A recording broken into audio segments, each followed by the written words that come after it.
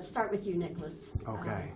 You are in this film, which is primarily a World War II story set in the Pacific Theater of War. And as one might expect, there would be a lot of battle scenes. And particularly with the John Woo movie, lots of explosions. Yeah. Now, when you're actually filming these scenes, and I understand that the first shot took something like 280 explosions, when you're actually out there doing it, what is it like? It would appear to me to be very scary. Yeah, it actually, you don't have to act, you know, it just sort of does it for you, where you know that if you're not careful you could get hurt. I mean, I can't pretend like I know what it would really be like for a Marine in Saipan battling with real bullets flying by, because that's a whole other level. But actors like to use their imagination to get to the honesty of the moment in the scene, and having real bombs there, of course, helps. You know, you don't have to be a method actor to feel that. But is it ever to the point where before the scene starts, where you're just really, you feel your heart pumping and you're really... Well, you know, we would rehearse it all day long, and a lot of John's shots would go without cuts, you know, so you'd have bombs going off and squib hits, and you'd have to be careful where you aimed the gun so nobody got stuck in their eye or a load went off in their face from the blank. But what it does is you have to just concentrate, you know, and focus and make sure you don't mess up, because if you do, then we have to go all the way back to the beginning and do the shot all over again, and that takes a lot of reset time and a lot of money, because the effects aren't cheap. So all the actors felt very responsible and were very careful to make sure they what we call hit our marks.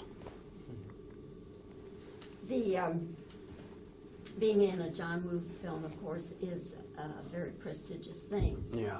But do you work harder when you're doing a John Woo film? Well, I love John Woo, so I'm always going to work really hard when I work with John, because I want to make him happy. You know, we're friends, and he's really helped me, I think, grow as an actor, because he's not afraid of going places that are new. You know, he has so much style and integrity in his art. And style is a really good word, because he doesn't just limit himself to naturalism. Although Windtalkers, to me, is a very, very real, very honest film, almost, and he'll call it documentary style in the filmmaking. When I did Face Off, it almost was like opera, you know. And for an actor, that's a wonderful thing, to be able to hit different notes, because I never want to get calcified in one particular type of style. What's the scariest day you had on the set? My scariest day is watching this man here transform into this crazy kind of psychotic war machine. So I'm like, hey, how you doing, Nick? Are you ready? And he's like, yeah. Action. And I had to follow him through the film doing that, so it was kind of... I had nothing to do with it. You mean you deny that you did that? Yeah. You know, sometimes when I act, I don't really know what happens. I try to see myself as like a channeler, you know, so I let whatever spirit wants to enter my body do the work for me, basically.